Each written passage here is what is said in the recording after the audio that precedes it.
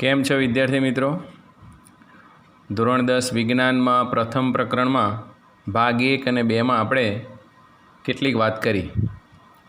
અત્યાર સુધી આપણે જે કંઈ અભ્યાસ કર્યો એના કેટલાક પ્રશ્નોની ચર્ચા આજે થોડીક કરીએ. ત્યારબાદ આપણે પ્રકરણને આગળ ધપાવશું. તો 10 પ્રશ્નોની આપણે ચર્ચા કરશું આજે, જે 1 માર્ક અથવા 2 માર્કના હોઈ શકે. તો પહેલો પ્રશ્ન છે,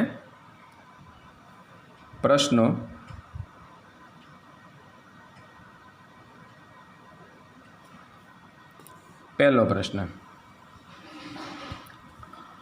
મેગ્નેશિયમની પટ્ટીને હવામાં સળગાવતા અંતમાં રહેતા સફેદ પદાર્થનું રાસાયણિક નામ અને સૂત્ર લખો.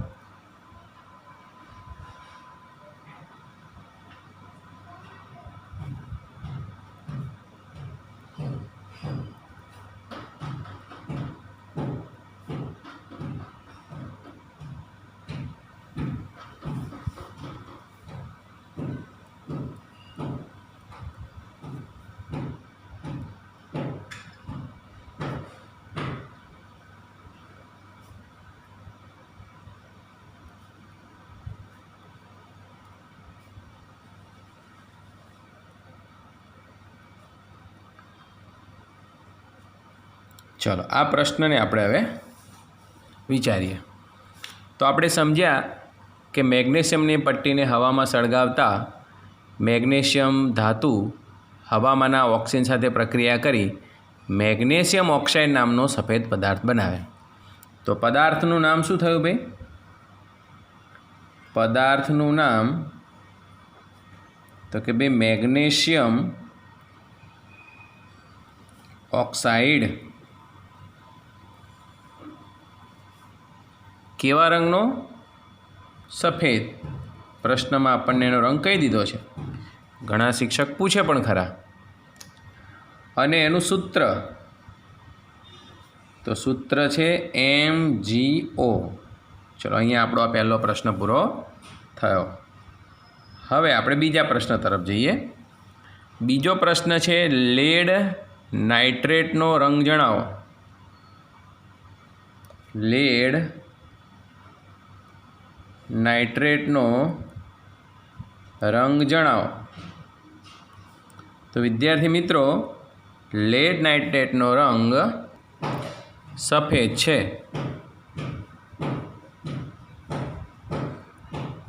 ચાલો, આગળનો સવાલ લઈ લઈએ. પોટેશિયમ આયોડાઇડનો રંગ જણાવો.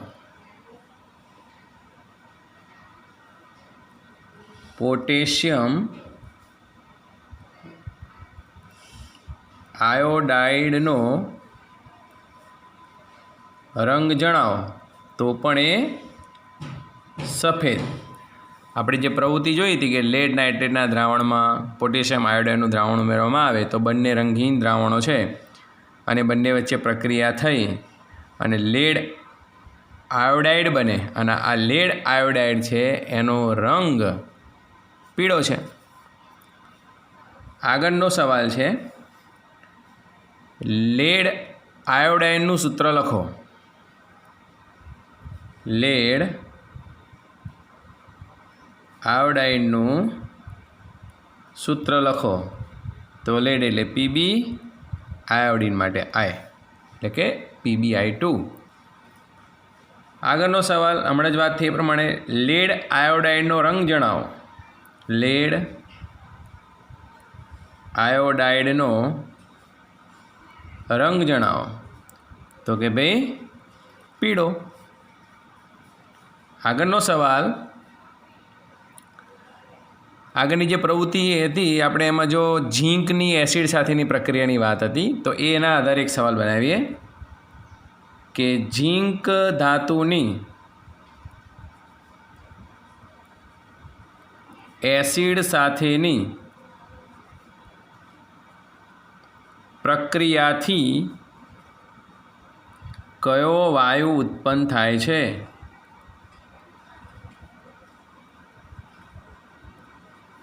સમીકરણ લખું, ધ્યાનમાં આવે. ઝીંક વત્તા એસિડ તરીકે આપણે HCl લઈ લઈએ. ઇટ ગીવ્સ, સમીકરણ મળ્યું ZnCl2 પ્લસ હાઇડ્રોજન. તમે ધ્યાનથી જોઈ શકો છો કે અહીંયા કયો વાયુ ઉત્પન્ન થાય છે? હાઇડ્રોજન. તો આપણો જવાબ શું થશે? હાઇડ્રોજન. બરાબર. કેટલાક એને ડાયહાઇડ્રોજન પણ બોલતા હોય છે. ડાયહાઇડ્રોજન વાયુ, આવો શબ્દ પણ બોલી શકાય. 7મો પ્રશ્ન છે કે રાસાયણિક પ્રક્રિયામાં ભાગ લેતા પદાર્થોને શું કહેવાય? રાસાયણિક પ્રક્રિયામાં ભાગ લેતા પદાર્થોને શું કહે છે? બોલો, કેટલાને આવડે? પ્રક્રિયકો. શું કહેવાય? પ્રક્રિયકો. 8મો સવાલ, રાસાયણિક પ્રક્રિયા દરમિયાન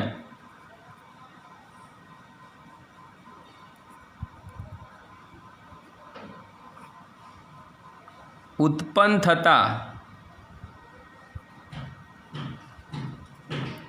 પદાર્થોને શું કહે છે? તો આપણો જવાબ છે નિપજો. આગળનો સવાલ લઈએ.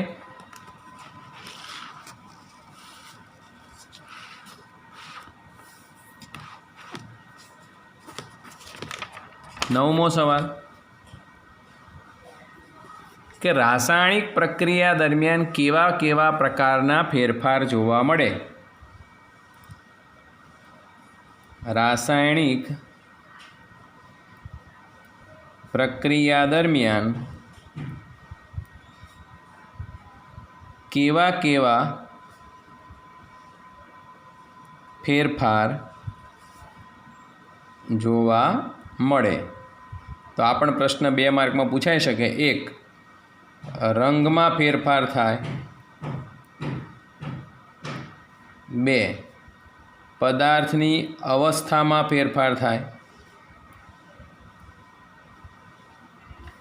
3, તાપમાનમાં ફેરફાર થાય.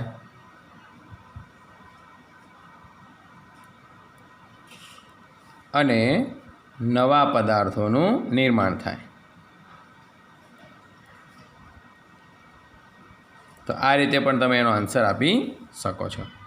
અને છેલ્લો સવાલ લઈ લઈએ આપણે કે રાસાયણિક સમીકરણનું સંતુલન શા માટે કરવું જોઈએ? રાસાયણિક સમીકરણનું સંતુલન શા માટે કરવું જોઈએ? તો ચલો એને સમજીએ. રાસાયણિક સમીકરણનું સંતુલન શા માટે કરવું જોઈએ? તો 1, કે કોઈ રાસાયણિક પ્રક્રિયામાં કેટલી નિપજ બનશે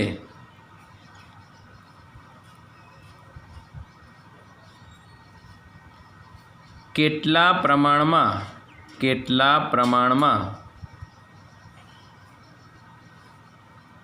પ્રક્રિયકોની જરૂર પડશે તેનો ખ્યાલ આવે છે. અને એ કારણથી આપણે એનું સંતુલન કરવું જોઈએ. તો અત્યાર સુધી આપણે જે અભ્યાસ કર્યો એમાંથી મેં 10 સવાલ તૈયાર કર્યા. તમે આ સવાલ લખજો, વ્યવસ્થિત રીતે તૈયાર કરજો અને ગ્રુપ કાર્યની નોટની અંદર તમારે આને લખવાના છે. જો હું વ્યવસ્થિત મૂકું છું, તમે એનો સ્ક્રીનશોટ પાડી લેજો. બરાબર. આ 8 પ્રશ્નો છે એનો સ્ક્રીનશોટ પાડી લો. ચલો, ત્યારબાદ પછીના જે 2 સવાલ છે એનો સ્ક્રીનશોટ પાડી લો.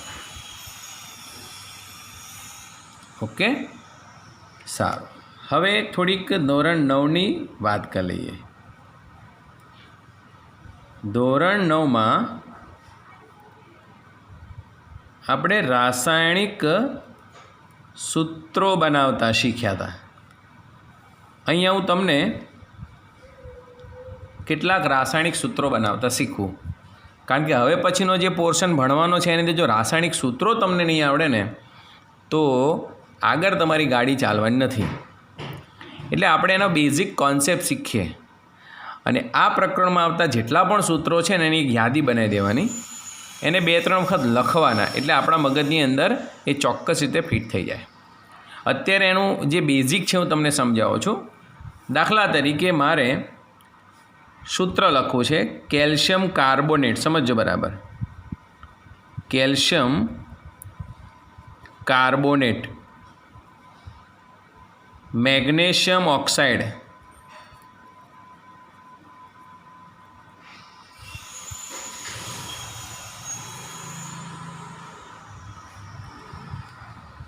ફેરસ સલ્ફેટ, એલ્યુમિનિયમ ક્લોરાઇડ,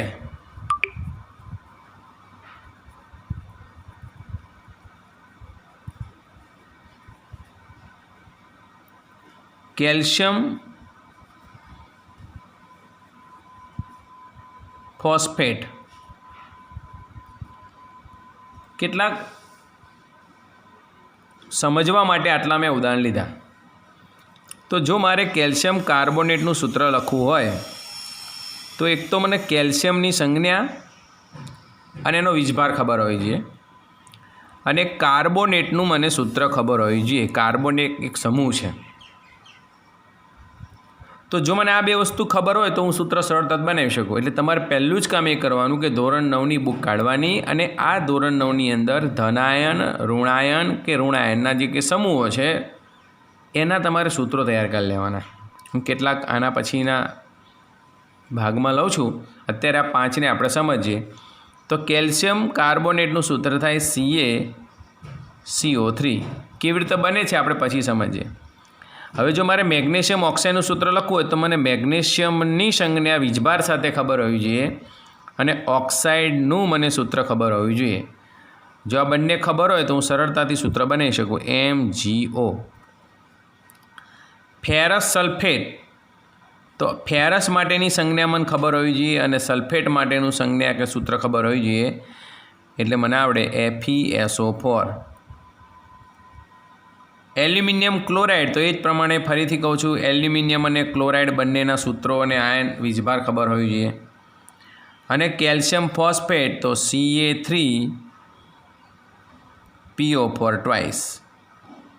હવે તમારા મગજમાં પ્રશ્ન થશે કે સાહેબ તમે ઉપર કેલ્શિયમ કાર્બોનેટમાં જે સૂત્ર લખ્યું એમાં Caમાં કશું લખ્યું નથી, જ્યારે અહીંયા તમે કેલ્શિયમમાં Ca3 કર્યું, અહીંયા CO3ને કશું કર્યું નથી, PO4 ને 2 કર્યું. બસ આ જ વસ્તુ મારે તમને સમજાવી છે કે અને એના માટે તમારે ધોરણ 9ની અંદર આપેલા કોષ્ટકોનો અભ્યાસ કરવો પડે. હા, આ લેક્ચરમાં હું જેટલા જરૂરી છે, ઉપયોગી છે એ બધા જ ધન આયન, ઋણાયનની વાત કરું છું, પણ વધુ અભ્યાસ માટે તમારે ધોરણ 9ના એ કોષ્ટકોનો અભ્યાસ કરવો જરૂરી છે. તો ચલો હવે તમને હું સમજાવું કે કેવી રીતે. તો કેટલાક ધન આયન કે આપણે ખાસ જરૂર પડે છે એના આપણે એની સંજ્ઞાઓની વાત કરીએ. ધન આયન ધ્યાન આપજો બરાબર. હવે દાખલા તરીકે હું પહેલી જ વાત સોડિયમથી કરું. સોડિયમ, તો એના માટે સોડિયમ માટે સંજ્ઞા Na અને એનો વીજભાર તમારે યાદ રાખવાનો છે સોડિયમ +1. ત્યાર પછી પોટેશિયમ, પોટેશિયમ સંજ્ઞા K અને એનો વીજભાર +1. ત્યાર પછી લેડ, લેડ Pb+1. અહીં ખાસ યાદ રાખજો, લેડમાં Pb+1 પણ છે ને Pb+2 પણ છે. એટલે +1 હોય તો એને પ્લમ્બસ કહેવાય. આ ખાસ ધ્યાન આપજો, પ્લમ્બસ. એવી રીતે એમોનિયમ આયન, એમોનિયમ આ એક સમૂહ છે NH4+1. તો આ રીતે જેટલા જરૂર છે અત્યારે હાલ એટલા હું તમને કહું છું, બાકી આનાથી પણ વધારે તમારે ધોરણ 9ની અંદર સમજવાના છે. હવે આ +1 વાળા લખ્યા, હવે +2 વાળા લખીએ. તો magnesium Mg+2, calcium Ca+2, ferrous Fe+2. યાદ રાખજો, અહીંયા પણ Fe+3 તરીકે છે. હું એ થોડા સ્ટાર કરતો જાઉં કે જે તમારે ખાસ નોંધનીય યાદ રાખવાના છે. આમ સામાન્ય આને આયન કહેવાય છે, આયન 2 આવું પણ કહેવાય એને. ત્યાર પછી લેડ Pb+2, આને પ્લમ્બિક કહેવાય. આ પ્લમ્બસ કહેવાય, પ્લમ્બિક કહેવાય. અથવા તો લેડ (2) અહીંયા લખવું હોય તો લેડ (1) આ રીતે. તો મેગ્નેશિયમ, કેલ્શિયમ, ફેરસ, પ્લમ્બસ, બરાબર, આવા કેટલાક જે અગત્યના છે એની વાત કરી. હવે +3 વાળા ધન આયન તો એલ્યુમિનિયમ,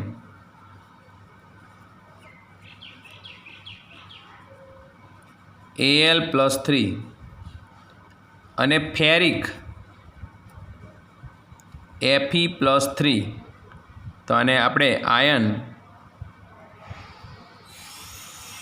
3 તરીકે દર્શાવીએ. તો વિદ્યાર્થી મિત્રો, આટલા ધન આયન તો આપણને ખાસ ખબર હોવી જ જોઈએ, તો જ આપણે આ 10મા ધોરણની અંદર રસાયણ વિજ્ઞાનના કેટલાક સૂત્રો જે છે એને ગોખવા પડે નહીં.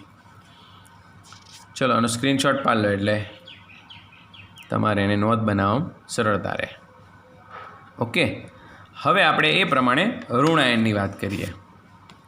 તો કેટલાક ઋણ આયન પણ તમારે યાદ રાખવાના છે.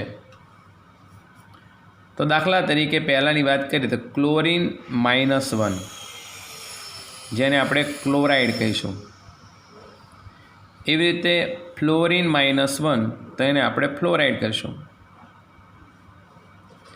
એવી રીતે Br-1, તો એને આપણે બ્રોમાઇડ કહીશું. એવી રીતે I-1, જેને આપણે આયોડાઇડ કહીશું. તો આટલા તમારે ઋણ આયન -1 વાળા યાદ રાખવાના. હવે એમાં આપણે સમૂહની વાત કરીએ. તો NO3-1, સમજો બરાબર, આને આપણે નાઇટ્રેટ કહીશું. NO2-1, નાઇટ્રાઇટ કહીશું. તો આ રીતે ઋણવાળા આપણે યાદ રાખવાના. હવે -2 વાળા લઈએ તો S-2, સલ્ફાઇડ, O-2, ઓક્સાઇડ. સમૂહમાં યાદ રાખીએ તો CO3-2, આને કહીશું કાર્બોનેટ. SO4-2, આને કહીશું સલ્ફેટ. SO3-2, આને કહીશું સલ્ફાઇટ. આ ખાસ આને અને આને મિસ્ટેક ના થાય એનું ધ્યાન રાખજો, બરાબર છે. તો આ રીતે. હવે -3 વાળું ફોસ્ફેટ, PO4-3, ફોસ્ફેટ. તો આટલા ઋણ આયન. આ સિવાય ઘણા બધા છે, પણ અત્યારે આપણે આ ચેપ્ટરની અંદર એક્સ્ટ્રા માહિતી આપીએ છીએ એટલે આટલા ઇનફ છે. બાકીના તમે ધોરણ 9ની બુકની અંદર લઈ અને સમજી શકો છો. હવે આપણી પાસે જો આટલું નોલેજ હોય, આ ધન આયનના આટલા સૂત્રો અને એના વીજભાર સંજ્ઞા સાથે યાદ રાખવાના, અને ઋણ આયનના જો આટલા સૂત્રો અને સંજ્ઞાઓ તમે યાદ રાખો તો આપણે ઇઝીલી સૂત્ર બનાવી શકીએ. હવે તમને સૂત્ર બનાવતા શીખવું. 5-7 ઉદાહરણ લઈને સમજીએ. દાખલા તરીકે કેલ્શિયમ કાર્બોનેટ હમણાં જ મેં તમને લખીને આપ્યું, એને આપણે બનાવીએ. કેવી રીતે બનાવાય તો જો, કેલ્શિયમ કાર્બોનેટ તો હવે મને કેલ્શિયમની વીજભાર સાથે સંજ્ઞાન કાર્બોનેટનું સૂત્ર ખબર હોવી જોઈએ. તો હું સૂત્ર લખી દઉં એટલે તમને ધ્યાનમાં આવે. કેલ્શિયમ તો કે વીજભાર એનો +2 અને સંજ્ઞા Ca અને કાર્બોનેટ CO3 -2. હવે ધ્યાન આપો, શીખવાડો. જો બંને પર વીજભાર ઉપર જે +2 -2 લખેલા જો સમાન હોય તો આપણે એ લક્ષમાં નહીં લેવાનું અને સીધું જ જોઈન કરી દેવાનું. સૂત્ર બની જાય CaCO3. ચલો હવે કેલ્શિયમ ફોસ્ફેટ લઈ લો એટલે તમને તરત ધ્યાનમાં આવે કે સાહેબે શું કર્યું. Calcium phosphate. ચલો કેલ્શિયમની સંજ્ઞા Ca+2 અને ફોસ્ફેટની PO4 -3. તો અહીંયા જો બંને જુદી જુદી છે એટલે આપણે ઓલ્ટરનેટ વહેંચી લેવાની કે આ 3 છે ને એટલે આના 3 વડે ગુણવાના અને આની પર 2 છે એટલે આને 2 વડે ગુણવાના. એટલે સૂત્ર શું થશે? Ca3. હવે આખો સમૂહ છે એટલે કૌંસ કરવો પડે. PO4 કેટલા વડે ગુણવાના? 2. તો આ શું થઈ ગયું? કેલ્શિયમ ફોસ્ફેટનું સૂત્ર. તો આ રીતે ક્રોસ કે ભાઈ કેટલા વડે ગુણવાના? તો કે ભાઈ આને 2 વડે ગુણવાના. કેમ? તો કે આનો વીજભાર 2 છે એટલે. આને કેટલા વડે ગુણવાના? તો કે આને 3 વડે ગુણવાના. એટલે કે કેલ્શિયમને 3 વડે ગુણવાના અને ફોસ્ફેટને 2 વડે ગુણવાના. તો આ રીતે ક્રોસ પોતાના આયનો સામસામે ક્રોસ કરી અને ગણતરી કરવાની. ચલો બીજું લઈ લો. એલ્યુમિનિયમ.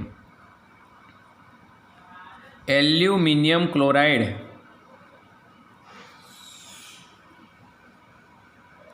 બરાબર.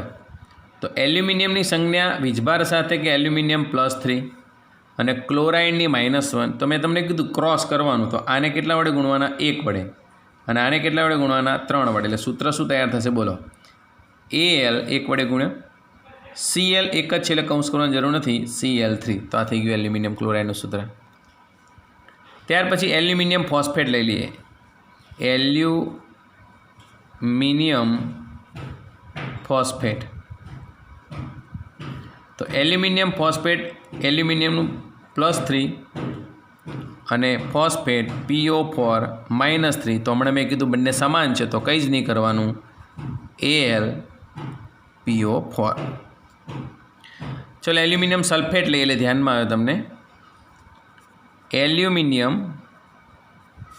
સલ્ફેટ.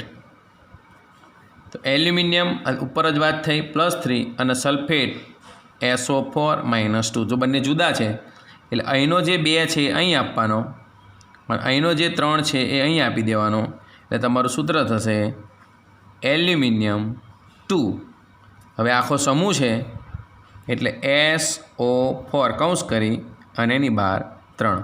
તો Al2SO4 થ્રાઇસ. આ રીતે એને લખાય. હવે આપણે મેગ્નેશિયમ ઓક્સાઇડ. Magnesium oxide. તો મેગ્નેશિયમ Mg+2 ઓક્સાઇડ O -2. હવે તો ઇઝીલી બની ગયું ને તમારા માટે MgO. તો વિદ્યાર્થી મિત્રો આ રીતે જો તમે સૂત્રોની પ્રેક્ટિસ કરશો તો હું નથી માનતો કે તમારે એક પણ સૂત્ર ગોખવું પડે. હા, એના માટે જરૂરી માહિતી છે. આયનો, ધન આયન, ઋણ આયનના જે સૂત્રો અને સંજ્ઞાઓ છે એ તમારે વ્યવસ્થિત તૈયાર કરવા પડે. બરાબર. હું કેટલાક સૂત્રો તમને હોમવર્કમાં આપું છું. તમે એ સૂત્રો ઘરે બનાવજો. બરાબર છે. થોડાક મેં આપે એમાં પણ હશે અને એ સિવાય પણ કેટલાક નવા સૂત્રો લખું છું. સૂત્રો તમે પછી સ્ક્રીનશોટ પાડીને કોપી કરી લેજો. Calcium chloride. Calcium chloride. બીજું સૂત્ર છે મેગ્નેશિયમ ક્લોરાઇડ. આગળનું એલ્યુમિનિયમ ઓક્સાઇડ.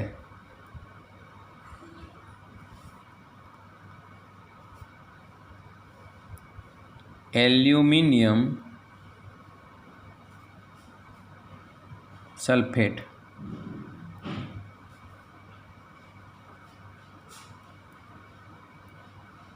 Calcium carbonate. છઠ્ઠું લેડ આયોડાઇડ, અહીંયા Pb2નો ઉપયોગ તમારે કરવાનો. એ તમને પરીક્ષામાં કૌંસમાં સૂચના આપેલી જ હોય છે. અત્યારે મેં તમને કહી દીધું છે Pb+2નો ઉપયોગ કરજો. ત્યાર પછી sodium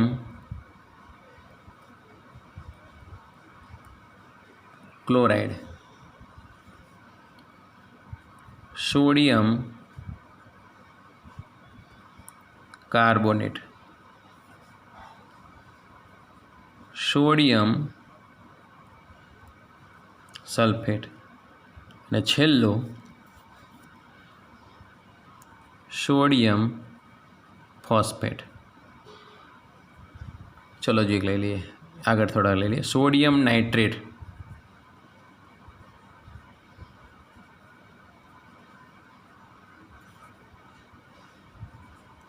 sodium sulphide, calcium nitrate, aluminium sulphide અને મેગ્નેશિયમ નાઇટ્રાઇટ. તો આટલા 15 સૂત્રો તમારે હોમવર્કમાં લખવાના છે. સ્ક્રીનશોટ પાડી લો. બાકીની વાત આપણે નેક્સ્ટ લેક્ચરમાં કરશું.